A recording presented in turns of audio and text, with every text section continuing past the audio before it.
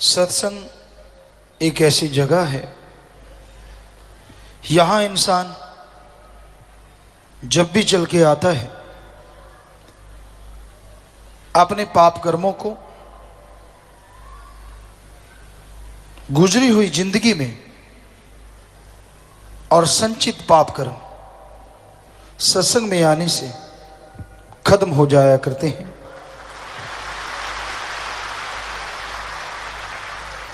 पर पूर्णतः खत्म तभी होते हैं जब इंसान सत्संग पे अमल करता है। वचन सुनना बहुत बड़ी बात है, पर सुन के मान लेना सबसे बड़ी बात है। काम वासना क्रोध लोभ मोह अहंकार मन माया, हम बार बार इनसे आपको आगाह करते रहते हैं कि इन सातों का ऐसा चक्रव्यूह है, मजाल नहीं कि जीव इससे निकल सके। बुरी तरह से इसमें उलझी हुई है दुनिया। मालिक का प्यार, उसकी मोहब्बत को हासिल करना हो तो इंसान सत्संग में चल के आए। पीर फकीर गुरु मुर्शिदे कामिल सत्संग में परमपिता परमात्मा की बात सुनाते हैं। जो बात सुन के अमल कर लेते हैं उन्हें अंदर बाहर कोई कमी नहीं रहती। कई बार सत्संगियों को यह होता है कि जिसका 10वां द्वार खुलता है, क्या फर्क होता है उसमें। जिसका 10वां द्वार खुल जाता है उसके अंदर आत्मिक शांति बेइंतहा आ जाती है।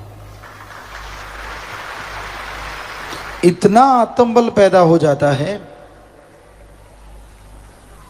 कि वो कभी काम वासना क्रोध लोभ मोह अहंकार मन माया में उलझता नहीं।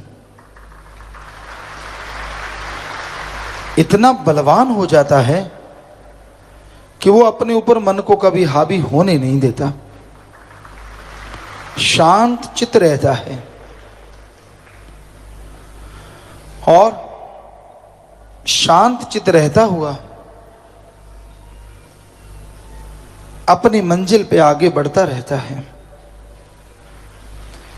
उसके अंदर सहन शक्ति बेहद बढ़ जाती है और सहन शक्ति का बढ़ना आत्मबल का ही एक रूप है। ये घोर कलयुग का समय है और इस घोर कलयुग में आदमी हद से ज्यादा गिरते जा रहे हैं। दिखने में कुछ और, करने में कुछ और। आज आम इंसानों का ये फितरत हो गया है या आदत बन गई है। बुरे कर्म करना भक्ति की सीमाओं को खत्म करता है। इसलिए बुरे काम ना करो, बुरे कामों से परहेज करो। इंसान पीर फकीर के वचनों पे चलता हुआ 100% अमल करता है तो राख की चुटकी भी उसके लिए हीरे जवाहरात बन जाया करती है।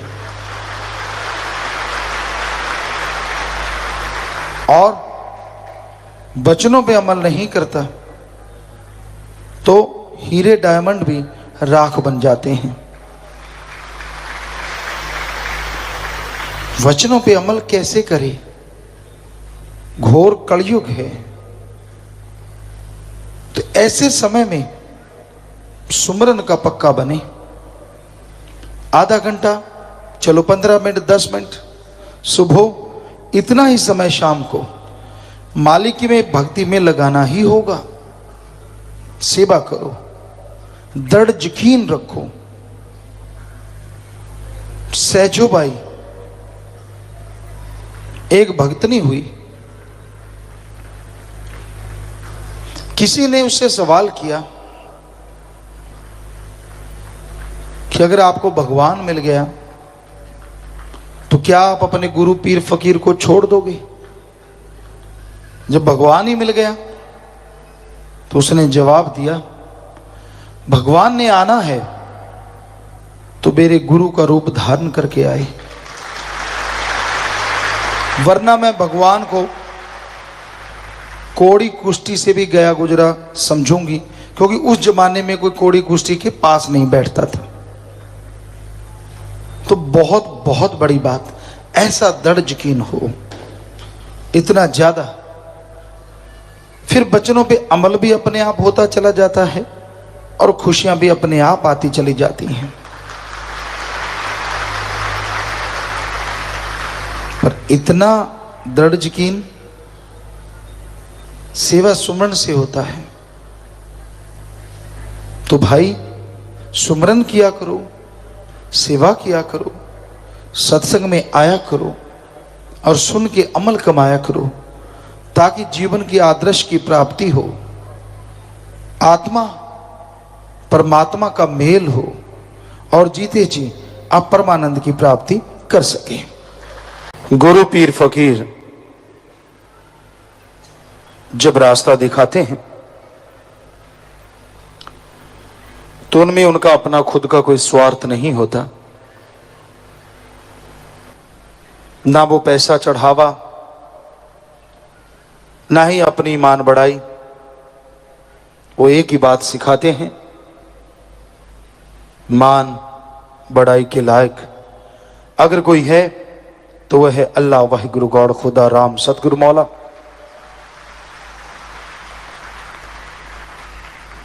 और वो अल्लाह, वो वाहिगुरु, वो राम, वो गॉड सबके अंदर रहता है,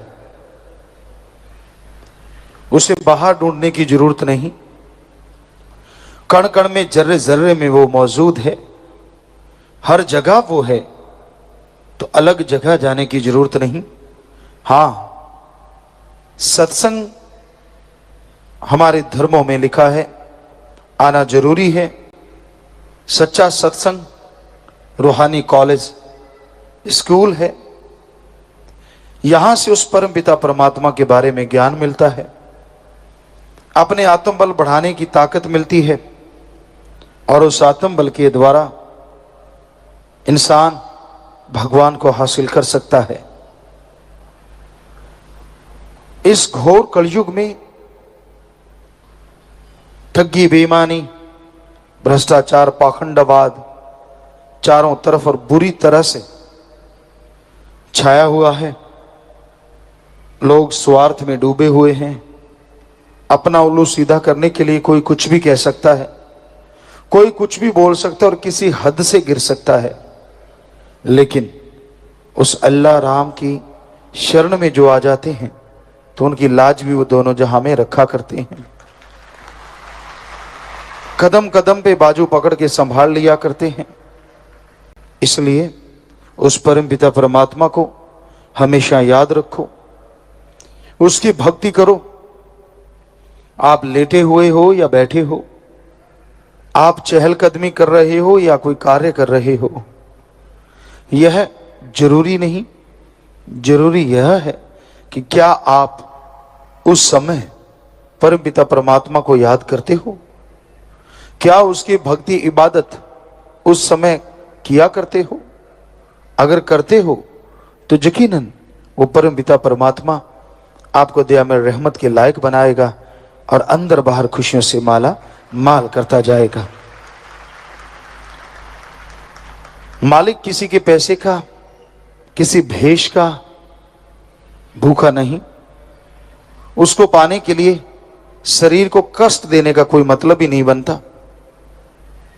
कहीं आप धूप में खड़े रहो, कहीं सिर पे पानी डलवाओ या आग के पास बैठो, ऐसा कहीं भी लिखा हुआ नहीं। उस मालिक को पाने के लिए उसकी तड़प, उसकी लगन बनाना जरूरी है, जो कि भक्ति से परहित परमार्थ से होती है। आप भक्ति करें, दीन दुखियों की मदद करें, यकीनन आपके अंदर तड़प लगन बन जाएगी, जिसके द्वारा आप परम पिता परमात्मा के दर्शन कर सकते हैं, उसकी दया में रहमत कृपा दृष्टि को पा सकते हैं। किसी ढोंग, किसी पाखंड में पड़ने की जरूरत नहीं। इसलिए ढोंग से, पाखंड से बाहर आओ, उस परम पिता परमात्मा का नाम जपो, उसकी भक्ति इबादत करो। उसकी भक्ति इबादत करने से, उसका नाम लेने से अंतःकरण में वो शक्तियां अपने आप जाग उठती हैं, जिनसे परम पिता परमात्मा के नजारे मिलते हैं। सो अपनी भावना को शुद्ध करो, और भावना को शुद्ध करने के लिए आप घर परिवार में रहते हुए, काम धंधा करते हुए, बिना कोई चढ़ावे के, बिना कोई दिखावे के, गुरु मंत्र, नाम दीक्षा, कलमा, मेथड मेडिटेशन का जाप करते रहो। यानी भगवान के वो शब्द जिनका जाप करने से आपके अंदर आत्म बल आएगा। भगवान के वह शब्द जो उसका नेम है, बाई नेम उसको बुलाओ तो वो जरूर सुनेगा और जरूर आपका साथ देगा, आपकी मदद करेगा। वो किसी भी चीज का भूखा नहीं। जरा सोचिए, जो मालिक हमें बना सकता है, हमारा ही बनाई चीजें उसके लिए क्या बड़ी चीज है। क्योंकि इंसान को बनाना कोई खेल नहीं। कोई भी साइंटिस्ट 5 तत्व, पृथ्वी, पानी, अग्नि, वायु और आकाश ले ले और उसको जोड़ के इंसान का बुत बना के दिखाए, नहीं बना सकेगा। तो सोचने वाली बात, वो भगवान जिसने हमें बनाया है, हम उसे क्या दे सकते हैं? उससे तो मांगना है, और मांगने का तरीका सही हो। और वो कोई फीस नहीं लेता, कोई चढ़ावा नहीं लेता, कोई ढोंग ढकोसले से उसको नहीं पाया जा सकता। अभ्यास करो, अंदर एक तड़प, लगन लगेगी, और उस लगन से ही उसको और उसकी शक्तियों को हासिल किया जा सकता है। यही आदिकाल से रीत रही है। लेकिन लोग इस कलयुग में बहुत पाखंड धारण कर लेते हैं। पर संतों ने लिखा है, पाखंड में कछु नाही साधो, पाखंड में कछु नाही रे, पाखंड या नर भोगे 84 खोज करो मन माही रे। पाखंड ढोंग करने से किसी को कुछ हासिल नहीं होता। पाखंड करने वाला तो खुद जन्म मरण के चक्कर में उलझा रहता है। अरे उसको पाना चाहते हो, उसकी शक्तियों को हासिल करना चाहते हो, तो वो आप सबके अंदर मौजूद है, कण कण में, जर्रे जर्रे में मौजूद है। बस उसको बुलाने का तरीका आना चाहिए। उसका नाम सीख लो, जिसपे कोई दाम नहीं लगते। संत, गुरु, पीर, फकीर, उसका नेम, उसका मंत्र बिना किसी दाम के, बिना कोई दिखावे के, बिना धर्म परिवर्तन के बताते हैं। सभी धर्म को मानने वाला इंसान है, और मालिक ने इंसान को बनाया, इंसान ने धर्मों को बनाया। और धर्म जोड़ते हैं, तोड़ते नहीं। धर्मों का मकसद जोड़ना है, इंसान को इंसान से और इंसान को भगवान से। जो भक्ति करते हैं, जो लगन से उसे याद करते हैं, उन्हें भगवान मिल भी जाया करते हैं, और उनके गम, दुख, दर्द, चिंताओं से निकलने का रास्ता भी जरूर बता दिया करते हैं। तो इसलिए दृढ़ यकीन के साथ, बुलंद हौसले के साथ इस घोर कलयुग में मालिक के उस पाक पवित्र रास्ते पे चलते जाओ। यकीन मानो वो आपको मिलेगा और आपके गम, दुख, दर्द, चिंताओं को मिटा डालेगा। जब अपने सतगुरु मुर्शिद से इश्क हो जाता है, न दिन का न रात का कुछ पता नहीं चलता।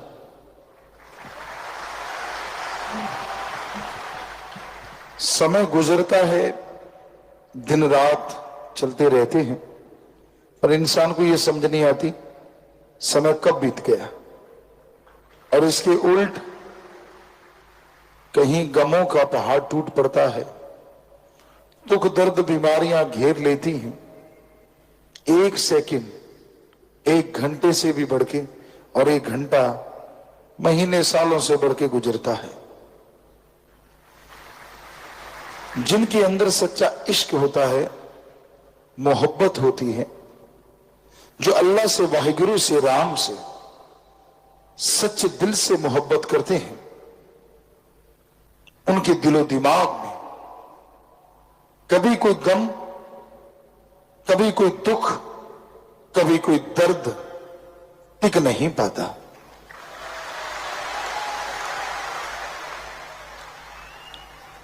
उनका दिलो दिमाग इतना मजबूत हो जाता है कि कोई भी बुराई, कोई भी गम के पहाड़ आके उनसे टकराते हैं तो पहाड़ चकनाचूर हो जाते हैं। सतगुरु के प्यार में, मोहब्बत में इतनी शक्ति है कि इंसान को इंसान से भगवान तक का सफर तय करते हुए पता ही नहीं चलता।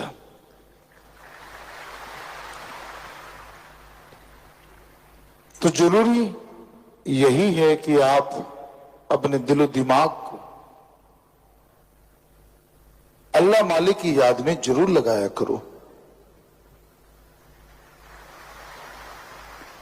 कई लोग कह देते हैं हमारे पास फुर्सत नहीं। फुर्सत इंसान को मरते दम तक नहीं मिलती अगर वो ना चाहे। फुर्सत अगले पल मिल जाती है अगर इंसान चाहे। फजूल की बहानेबाजी होती है, मेरे पास तो काम बहुत है, मेरे पास तो समय नहीं है, मैं बहुत बिजी हूं। ये सब बहानेबाजी है। अगर आपके पास समय नहीं तो रोटी मत खाया करो। समय नहीं, सुबह फ्रेश होने मत जाया करो। ना ना, उसके लिए समय है। तो क्या अल्लाह वाहिगुरु ही फालतू है जिसके लिए समय नहीं है? अरे एक दिन रोटी नहीं खाओगे तो मर नहीं जाओगे, एक दिन फ्रेश नहीं होगे तो कुछ नहीं होगा, लेकिन एक दिन अल्लाह वाहिगुरु को याद नहीं करोगे तो पता नहीं कितने संचित कर्म आपको भोगने पड़ेंगे। याद कीजिए, नियमानुसार समय निश्चित कर लीजिए। हां, जिनमें हिम्मत है वो सुबह 2 से 5, जिसे हिंदू धर्म में ब्रह्म मुहूर्ता, सिख धर्म में अमृत वेला, ईसाई धर्म में the gospel time, the gospel Indian time early morning between 2 to 5, और इसी तरह इस्लाम धर्म में बांगे वक्त, इलाही वक्त, फर्ज। तो सुबह का समय चुनिए। उस समय में मालिक की बहुत रहमतें मिलती हैं। चलो, कई लोग सोते ही सुबह के ब्रह्म मुहूर्त में, तो उनका ब्रह्म मुहूर्त 12-1 बजे होता है, क्योंकि वो उठते ही तब है। तो एक कहावत है, जब जागो तभी सवेरा। जब भी आप उठ जाएं, जब भी आपको समय मिल जाए, उसी समय आधा घंटा घंटा मालिक की याद में बैठ जाइए। अरे वो आधा घंटा सुबह शाम बैठना आपके बाकी 23 घंटों को बेइंतहा सुखनुमा, खुशनुमा बना देगा।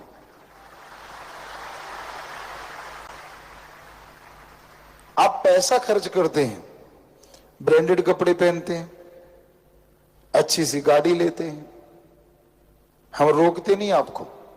अगर आपकी हक हलाल मेहनत की कमाई है तो खरीदो। शरीर को मोटा ताजा बनाते हैं, खाते पीते, पता नहीं क्या क्या करते हैं आप अपने लिए, पर फिर भी कभी बीमारी घेर लेती है, कभी गमगीन हो जाते हैं आप, कभी दुख से कर्हा उठते हैं। अजी, आत्मा की खुराक अगर अल्लाह वाहिगुरु का नाम जप लो तो सारे गम, सारी बीमारियां पहाड़ से कंकर बन जाएं और लगातार किया गया सुमरन कंकर की चुभन भी महसूस नहीं होने देता। तो ये जरूरी है कि आप समय अनुसार मालिक को याद करें। जब बीमारी घेर लेती है, लोग मालिक को याद करते हैं। बीमारी वैसे भगवान का नाम नहीं लेने देती। सुमरन करने बैठे, कभी टांग में दर्द, कभी बैक में दर्द, कभी सिर में दर्द, कभी मन में दर्द। मन वाला दर्द सबसे भयानक है। सुमरन होता ही नहीं। जब गरज पड़ती है ना, लोग गधे को बाप कहते हैं, और जब गरज नहीं होती तो अपने बाप को बाप नहीं कहते। गरजी है संसार,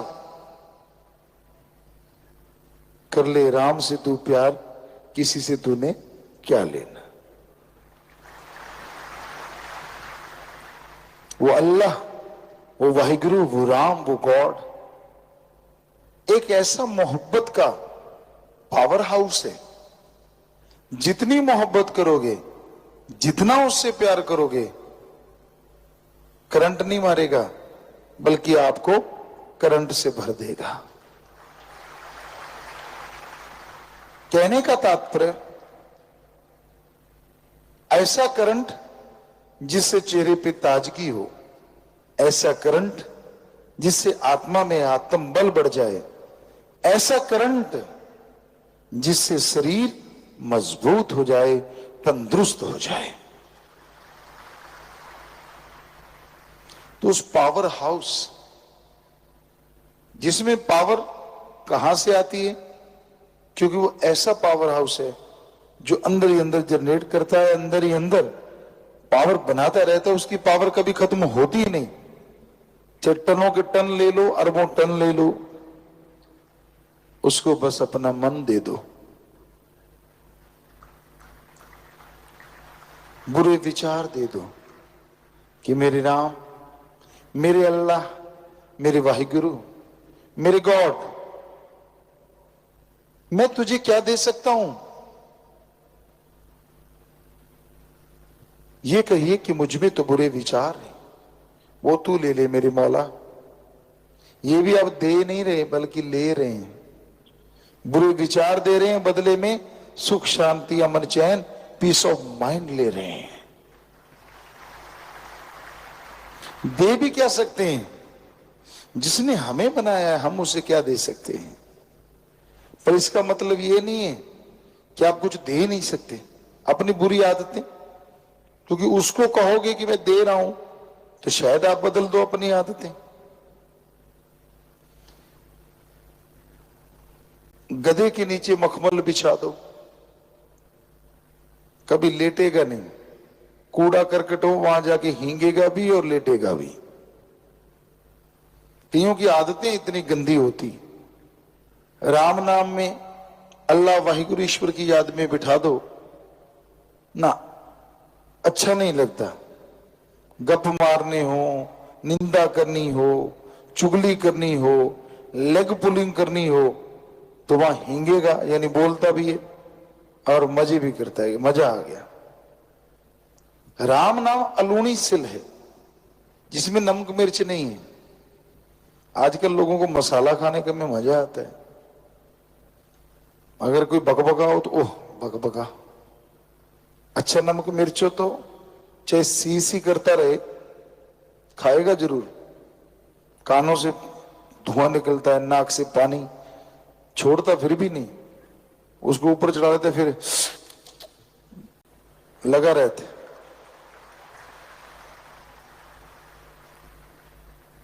उसी तरह तो है। आप देखो यहां गप मर है, क्या था वहां? किसी ने कहा यार उधर मैंने कुछ देखा, तो दूसरा दौड़ के अच्छा क्या था? हम कई बार स्कूल की बात आपको बेपरवाह ने याद करवा दी हमें, आपको सुनाते हैं छोटी सी बात। कई बार हम वैसे ही बैठ जाते, आप करना मत ऐसा, ये वचन है, करना मत। कभी चलो एक आध बार मजाक में हो जाता है, ऐसी कोई बात नहीं। तो हम तो देखते थे कि कैसे लोगों में भ्रम पड़ जाता है, तो हम चंद लोग बैठ जाते, वहां से जो गुजरता उसको गौर से देखते, यूं ऐसे देखा उसको, और जैसे वो टर्न हुआ पास से गुजरा उसको यूं देखा और बाद में यूं कर देते। वो जब तक मान लो वहां तक जाता है वो यूं ही करता जाता कि मेरे है क्या, हंसे क्यों मुझे देख के। तो ये आदत हो जाती है आदमी को, क्योंकि कोई अपने आप को परफेक्ट मान ही नहीं सकता। परफेक्ट तो अल्लाह वाहिगुरु राम है, उसमें कोई कमी निकाल नहीं सकता। और आदमी में कमियां होती हैं, अगर राम का नाम ले तो राम कमियां निकाल सकता है, अल्लाह कमियां निकाल सकता है, वाहिगुरु कमियां निकाल सकता है। नाम रख देने से कोई भगवान नहीं हो जाता। बहुतों के नाम ईश्वर होते हैं, बहुतों के नाम राम, किसी का अल्लाह, किसी का कुछ, नाम बहुत सारे होते हैं, पर ये नहीं कि वो भगवान ही बन गया। प्रभु भी हमने नाम सुने, क्या नाम है, मेरा नाम प्रभु है, खाता सारा दिन गंदगी है। तो नाम से कुछ नहीं पड़ा। नाम शेर सिंह के सामने कुत्ता भौंक रहा है इसलिए खड़ा हूं, देखने में आता है ऐसी चीजें बहुत बार। तो नाम से नहीं, कर्म से पहचान होती है आदमी की, कर्म से। कर्म अच्छे करो, ज्ञान जोगी बनो, कर्म जोगी बनो, अल्लाह वाहिगुरु का नाम जपा करो। दिखावे पे जोर ना दो, रियल लाइफ जीने की कोशिश करो। तो पेपर होते हैं, बच्चे पढ़ाई में याद करते हैं, मालिक आज रात को पेपर दिखा देना, कल को कर लूंगा, बदले में लड्डू खिलाऊंगा, पेड़े खिलाऊंगा। तब उसे लगता है कि भगवान मैं कुर्बानी कर रहा हूं, तुझे लड्डू खिला रहा हूं। जितनी बुद्धि उतनी सोच। ये भूल जाता है तू क्या खा कुर्बानी कर रहा है, जो तुझे बना सकता है क्या वो लड्डू नहीं बना सकता। बिजनेस में घाटा है तो भगवान को चूना लगाने को तैयार, देख घाटा पड़ रहा है, मैं तो तेरा बंदा हूं। पहले किसका था, गधे का। सोचने वाली बात, देखो आप लोगों को सुना है हमने, मैं तो तेरा बंदा हूं, बचा ले। और जैसे काम निकल गया फिर उसी का दोबारा, मालिक का नहीं रहता। 100 में से 99 काम किसी के कर दो, एक काम ना करो, मुंह यूं हो जाता है जैसे गुब्बारा, सारे भूल जाते कि ये कर्म। तो प्यारे साथ संगतियों, कभी भी ऐसा नहीं होना चाहिए इंसान को। मालिक के रहमो करम को हमेशा याद रखो, उसकी दया में रहमत को कभी दिलो दिमाग से भुलाओ मत, उसके गुण गाओ, भक्ति इबादत करो। अगर कंटिन्यू गाते रहोगे तो कंटिन्यू फल आएगा, टेम्परेरी गाओगे तो टेम्परेरी आएगा। ईश्वर का नाम, अल्लाह वाहिगुरु मालिक का नाम है क्या? किसे कहते हैं नाम? क्या है नाम? क्यों ले नाम? अगर आपका नाम ना रखा होता तो क्या होता? सबको इंसान कहते, आदमी कहते, सारे खड़े हो जाते। आपका नाम रखा गया ताकि आपकी पहचान हो। आपका नाम लिया जाता है, आप बोलते हैं, सोचना नहीं पड़ता, क्योंकि वो आपके दिलो दिमाग में धस गया कि ये आपका ही नाम है। तो वो नाम से पहचान है। उसी तरह अल्लाह वाहिगुरु गॉड खुदा रब का भी नाम है, उसको भी बाई नेम बुलाया जा सकता है, उसकी भी नाम से पहचान है। मूल मंत्र है, वो तरीका है, नाम से बुलाया जाता है। क्योंकि भगवान अल्लाह गॉड खुदा रब ये तो 33 करोड़, कोई कहता है 365 करोड़ देवी देवता हैं, सबके यही नाम है भगवान, भगवन। इसलिए उस ओंकार का जिसने ब्रह्मा जी, विष्णु जी, महेश जी को बनाया, उनका भी नाम है। और उस नाम से जब उन्हें बुलाया जाता है तो वो जरूर सुनते हैं। नाम लेना क्यों जरूरी है? 84 लाख शरीरों में ये आत्मा भटक के आई है जो आज मनुष्य शरीर धारण किए हुए है। और 84 लाख जन्मों के अगर एक एक कर्म भी जोड़ें तो 84 लाख कर्म बनते हैं, जिन्हें हमारे धर्मों में संचित कर्म कहा गया है। इन कर्मों का लेखा जोखा इंसान को देना पड़ता है जीते जी। उदाहरण के तौर पे आप मेहनत करते हैं, इस जन्म में कोई बुरा कर्म भी नहीं किया, खूब मेहनत करते हैं, फिर भी आप सक्सेस नहीं होते, फिर भी आप सफल नहीं होते। इसकी मेन मुख्य वजह है संचित कर्मों का चक्कर। जन्मों जन्मों के पाप कर्म जो आदमी से जुड़ गए हैं, आपके आड़े आते हैं, आपके रास्ते में आते हैं, जिसकी वजह से बहुत मेहनत करने के बावजूद आपको फल बहुत कम मिलता है। आप तंदुरुस्त हैं, सही सलामत हैं, अचानक से बीमार हो जाते हैं, बहुत बुरा हश्र होता है। ये भी संचित कर्म। तो इनसे बचाव एकमात्र तरीके से होता है, और वो है प्रभु का, अल्लाह का, वाहिगुरु का पवित्र नाम। उसका नाम लेके पुकारेंगे, पहाड़ जैसे कर्मों को वो कंकर में बदल देगा। पहाड़ जैसे कर्मों को वो पल में चकनाचूर कर देगा।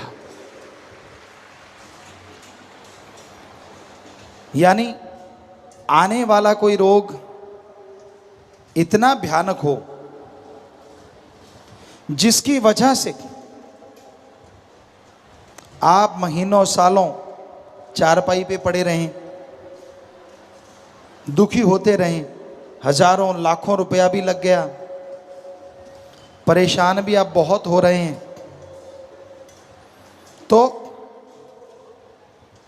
कितना अच्छा हो कि आने वाला वो भयानक रोग आने से पहले ही कट जाए। एक तो महीनों सालों बिस्तर पे नहीं लेटना पड़ेगा। शरीर एक बार बीमार होता है ना, तंदुरुस्त होने में बहुत टाइम लगता है। दूसरा, लाखों हजारों रुपए जो खर्चा होना था वो भी बच गया। क्या इससे लाभदायक कोई सौदा और हो सकता है? इसलिए मालिक का नाम लेना चाहिए। नाम लेने पे कोई दाम नहीं लगते। बिना दाम के प्रभु का नाम, ईश्वर का नाम मिलता है। जो सच्चे दिल से उस परम पिता परमात्मा का अल्लाह गॉड खुदा राम का नाम जपते हैं, अभ्यास करते रहते हैं, आने वाला जीवन सुखमय हो जाता है। आने वाले जीवन में तंदुरुस्ती बनी रहती है। दुख में सुमरन सब करें और सुख में करे न कोय, जो सुख में सुमरन करे तो दुख काहे को होए। जब दुख आता है, गम चिंता परेशानियां आती हैं, सब लोग सुमरन करते हैं, सब लोग भक्ति करते हैं, और सुख में भगवान को याद नहीं करते। कहते हैं भगवान हमें याद ही नहीं। तो आने वाले कर्म कटेंगे कैसे? क्या आप दुख को उड़ीकते हैं? इनडायरेक्ट, अप्रत्यक्ष आप दुख को ही उड़ीकते हैं कि जब दुख आएगा तब मैं सुमरण करूंगा। क्यों आए दुख? क्यों नहीं सुख में सुमरण करते? जब घर में सुख शांति है उसमें सुमरण कीजिए, उसमें भक्ति कीजिए। आपके आने वाले दुख कट जाएंगे और सुख में किया गया सुमरण फलता फूलता भी बहुत ज्यादा है। जब आप सुखी होते हैं, जब आप खुश होते हैं, तभी अच्छे गीत गाते हैं, वरना तो गम भरे गीत ही ज्यादा अच्छे लगते हैं। जब आपका मूड ठीक होता है तभी पांव थिरकते हैं, वरना चारपाई से उठने को दिल नहीं करता। इसलिए सुख में जब राम अल्लाह वाहिगुरु गॉड का नाम लोगे तो ज्यादा रुचि से लोगे, पांव थिरकेंगे उसकी याद में, और वो सारी जिंदगी आपके लिए सुखमय हो जाएगी। अच्छे मूड में अच्छा काम करो, ना कि बुरा कर्म करो। संत भक्त सावन भादों का जो महीना चल रहा है, इसमें उमंग तरंग शरीरों में बड़ी उठती है। कहते खून में बदलाव, यानी गर्मी से एक मौसम एकदम से सुहावना, बड़ा ही बॉडी को फील होता है, चाहे डॉक्टरी हिसाब से देखो। तो उसमें फिर वो अपने भगवान सतगुरु अल्लाह वाहिगुरु मौला को याद करते हैं। अगर वो दर्शन नहीं देता तो वैराग्य में तड़पते हैं। इस मौसम में तड़पना भी एक अलग तरह की तड़प बन जाती है, जिससे मालिक जल्दी दर्शन देने लगते हैं। मौसम बहार, दुनियादारी लोग दुनियादारी में मस्त पागल हो जाते हैं, और मालिक के यार मालिक में पागल हो जाते हैं, बात को पा जाते हैं। इसलिए मौसम कोई भी हो, गर्मी सर्दी बहार, लगातार किया गया सुमरन, लगातार की गई भलाई, लगातार की गई परहित सेवा आपके पूरी लाइफ में मौसम बहार बना के रखेगी। गर्मी सर्दी आपको नहीं लगेगी।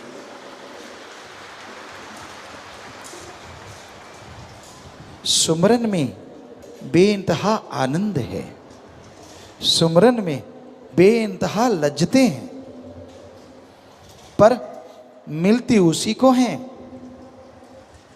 जो इसके लिए तड़पता है। एक सच्ची तड़प बनाइए, एक सच्ची भावना बनाइए। कौन सी भावना? कैसी भावना?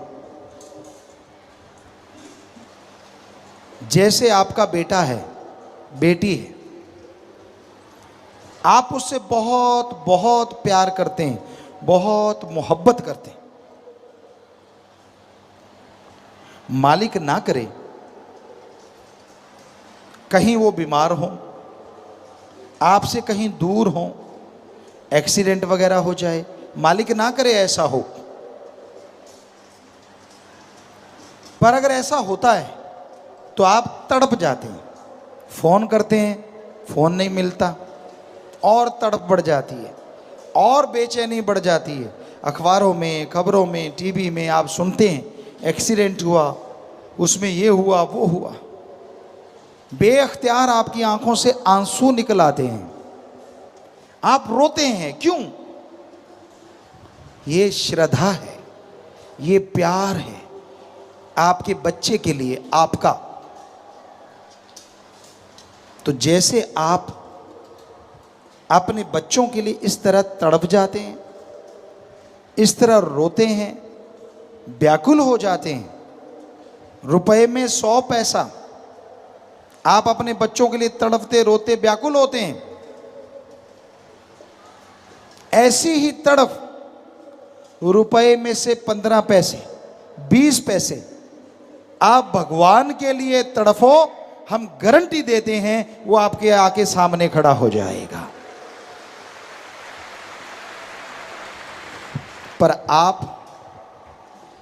की श्रद्धा तो मर गई है, ज्यादातर लोगों की, संसार के ज्यादा लोगों की। उनकी श्रद्धा है पैसा। धार्मिक जगह पे जाओ, हम जाते थे सभी धर्मों में, हमने कहा जी यहां क्या करना होगा? आपने भी सुना होगा, कहते जो तेरी श्रद्धा चढ़ा दे। हमने कहा श्रद्धा तो चढ़ाई नहीं जाती, बनाई जाती है। कहते नहीं नहीं, पैसे वाली श्रद्धा ये आदमी की बनाई श्रद्धा है, ये आदमी की बनाई श्रद्धा, भगवान की नहीं। अब 1000 की ठगी मारी, 100 रुपये मालिक को दे दिए, कहता 999 मेरे वाले बढ़िया बना देना, 1 रुपया दिया है सिर्फ। लाखों की ठगी मारी, 1000 मालिक को दे दिया। इसी बात पे बात याद आ गई, आपको सुनाते हैं। हिमाचल देव भूमि है। बहुत साल पहले हम सत्संग करने गए, सत्संग की वहां,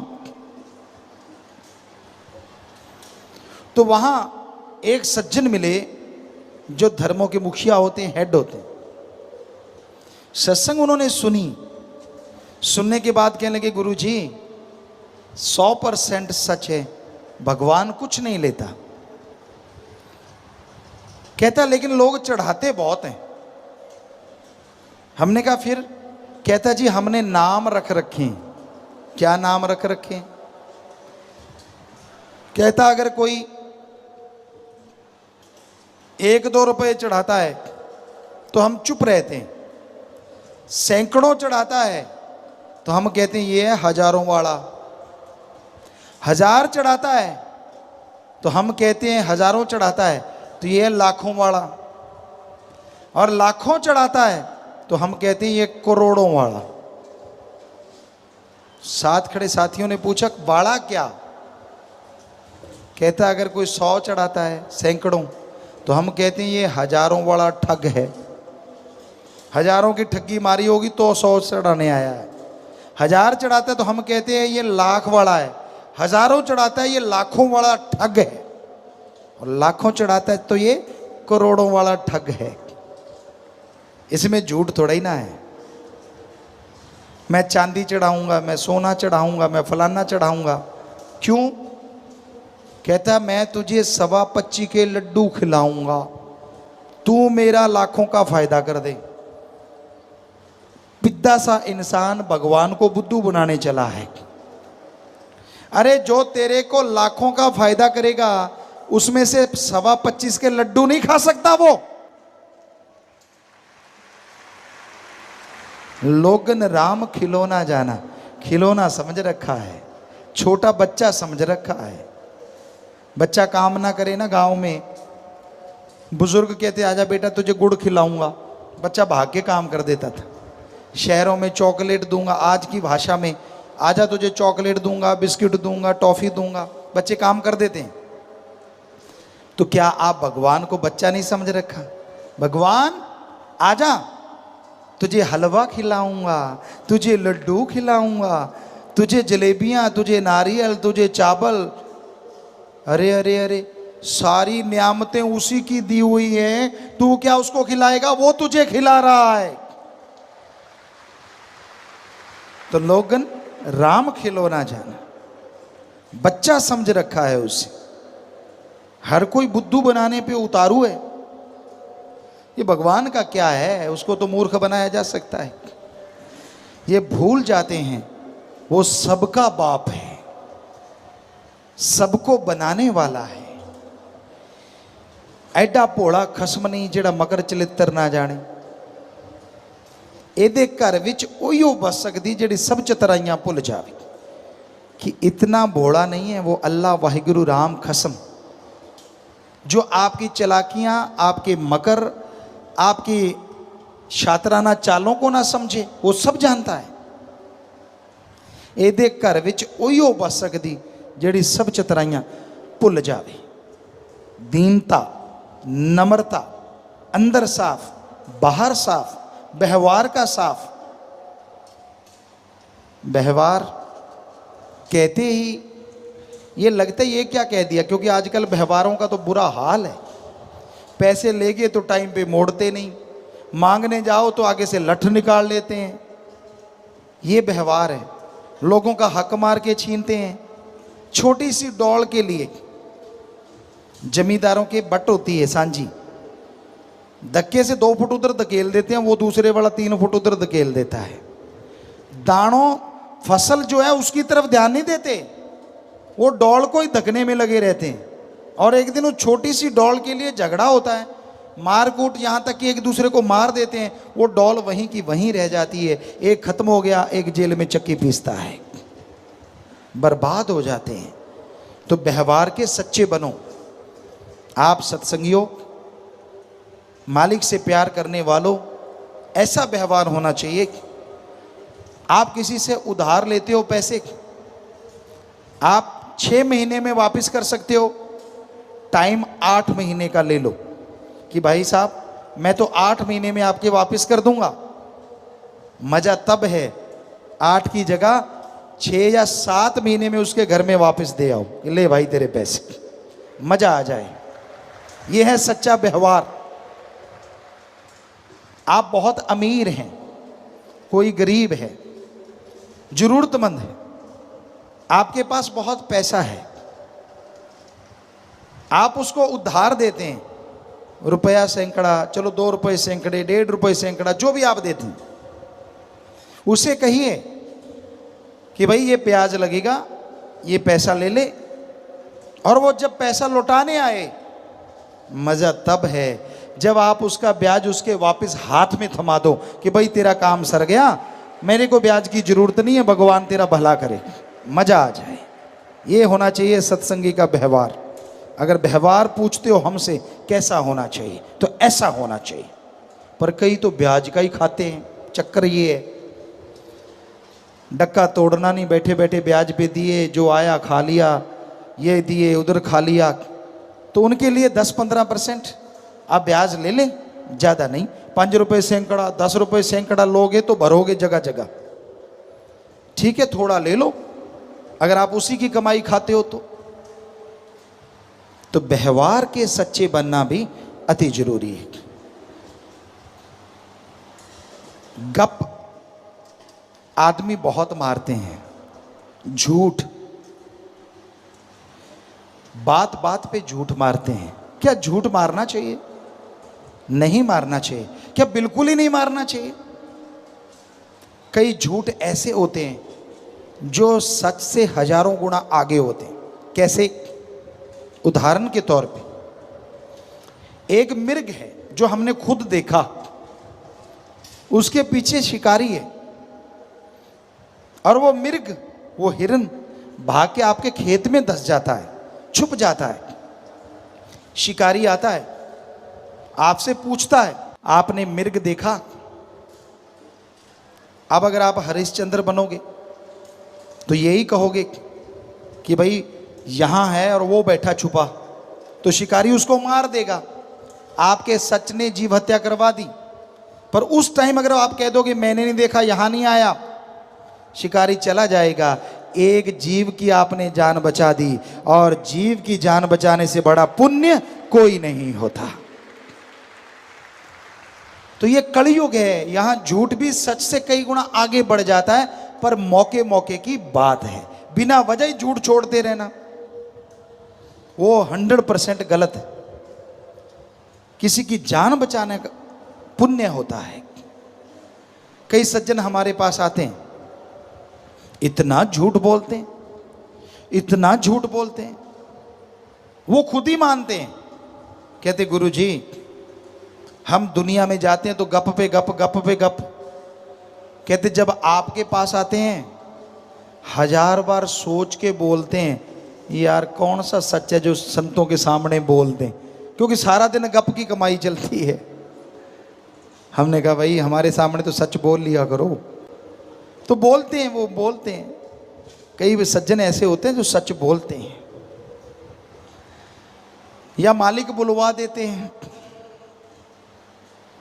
तो भाई बात वहीं पे लेके आते हैं, नाम जपा करो तभी व्यवहार के सच्चे बनोगे, तभी आत्मिक शक्ति आएगी और उसी आत्म बल के सहारे आप सुख में जीवन बिता पाओगे। आत्मिक शांति, आत्म बल जब होता है तो इंसान कभी दूसरे का बुरा कर ही नहीं सकता, और कोई अगर उसे बुरा बोले तो आराम से शांति से सह लेता है, दुखी होता ही नहीं। और जब सामने वाले को आप कुछ बोल रहे हैं वो दुखी नहीं हो रहा, तो जितना बोला है वो बोलने वाले के ऊपर ही लागू हो जाता है।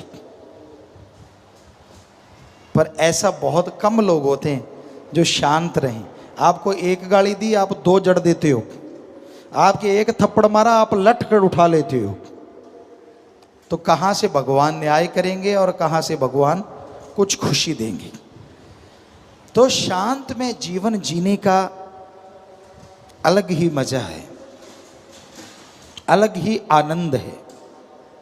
पर इसके लिए सुमरन तो करना होगा, वचनों पे तो चलना होगा।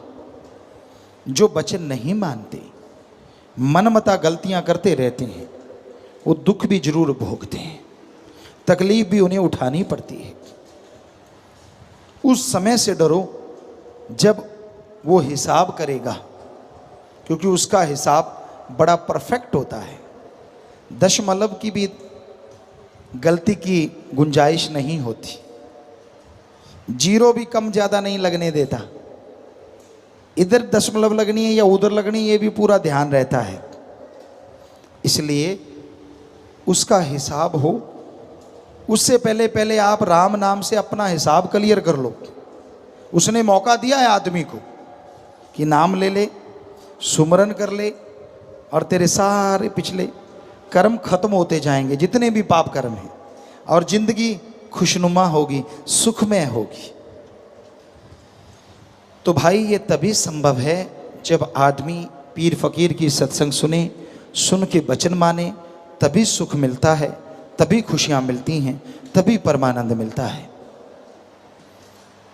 तो जरूरी है आप मालिक का नाम जपें, जिस पे कोई दाम नहीं लगते, जिस पे कोई धर्म जात मजहब नहीं छोड़ना पड़ता, जिसके लिए दर बदर नहीं जाना पड़ता। आप घर परिवार में रह के मालिक का नाम जपते रहिए, जैसे मर्जी कपड़े पहनो, जिस मर्जी धर्म में रहो, कपड़ों से मालिक को कुछ लेना देना नहीं है।